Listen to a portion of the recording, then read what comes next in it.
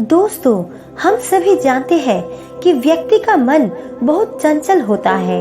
यही कारण है कि मन अशांत रहता है और कई तरह के सवालों का जन्म भी अशांत मन के कारण ही होता है।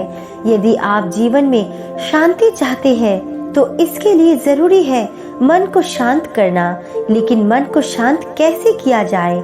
दोस्तों, आज इस वीडियो में गौतम बुद्ध से जुड़ी इस कहानी के माध्यम से आप जान सकते हैं कि मन को शांत करने का क्या तरीका है। इसमें भगवान बुद्ध द्वारा मन को शांत करने के आयामों के बारे में बताया गया है। अगर आप भी उन तरीकों के बारे में जानना चाहते हैं तो इस कहानी को अंत तक जरूर सुनिएगा, जिससे आपका जीवन बदल जाएगा। तो चलिए जानते हैं इस कहानी के बारे में। एक बार एक लड़का गौतम बुद्ध के पास जाकर कहता है, मेरे जीवन में बहुत अशांति है, कृपा करके आप मेरा मार्गदर्शन कीजिए जिससे कि मैं इस अशांति से छुटकारा पा सकूं। गौतम बुद्ध लड़के से जीवन की अशांति का कारण पूछते हैं। लड़का उत्तर देता है, अत्यधिक विचारों के कारण मेरे भीतर बहुत सारे विचार आते हैं जिससे मेरा मन अशांत रहता है। बुद्ध मुस्कुराते हुए कहते हैं, ऊपर आकाश की ओर देखो और बताओ कि तुम्हें सूर्य दिख रहा है। लड़का ऊपर देखता है और कहता है, धूप दिख रहा है। बुद्ध उससे पूछते हैं, अगर तुम लगातार धूप में खड़े रहोगे तब क्या होगा? वो लड़का कहता है, मुझे अत्यधिक गर्मी लगेगी और शरीर में बेचैनी होगी।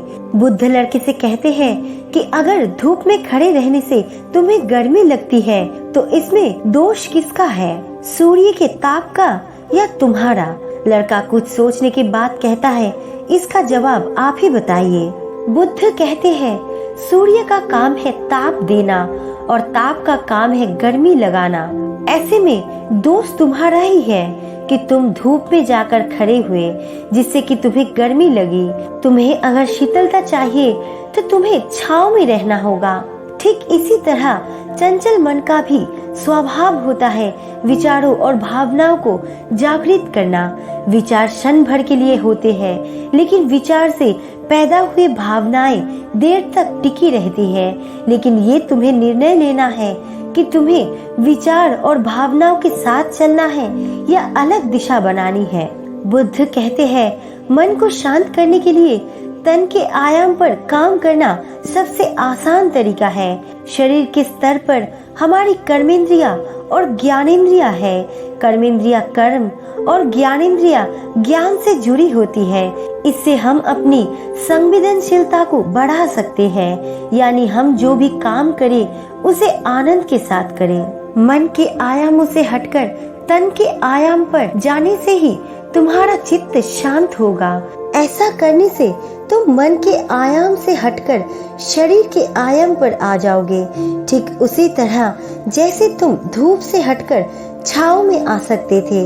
मन के आयाम से हटने पर तुम्हारी जागरूकता तन पर आ जाएगी। जब तुम तन के आयाम पर काम करोगे तब तुम्हारा चित्त शांत होगा। इसलिए हर काम को तन के आयाम पर करने से मन अपने आप ही शांत हो जाता है। लड़का बुद्ध से कहता है, अपने भीतर के सुर को कैसे सुने? बुद्ध कहते हैं, किसी शांत स्थान पर रहकर जहाँ शांति हो तब अपनी आंखें बंद करो और मन के भीतर चल रहे शोर से हटकर भीतर के सुर को सुनने की कोशिश करो। सुर निरंतर चलता रहता है, लेकिन बाहर के शोर के कारण तुम अपने मन के भीतर चल रहे सुर को नहीं सुन पाते हो। जब तुम अपने दोनों कानों को अपने हाथों से बंद कर दोगे तभी मन के सुर को सुन पाओगे। इस तरह तुम मन की अशांति से दूर हो जाओगे और तुम्हारा मन शांत हो जाएगा। तो दोस्तों, आशा करती हूँ आपको ये कहानी पसंद आई होगी और आप गौतम बुद्ध के इन बातों पर अमल जरूर करेंगे। आपको ये वीडियो कैसी लगी हमें कमेंट्स करके जरूर बताना और अच्छी लगी तो लाइक एंड सब्सक्राइब जरूर करना। आपका कीमती समय देने के लिए दिल से शुक्रिया।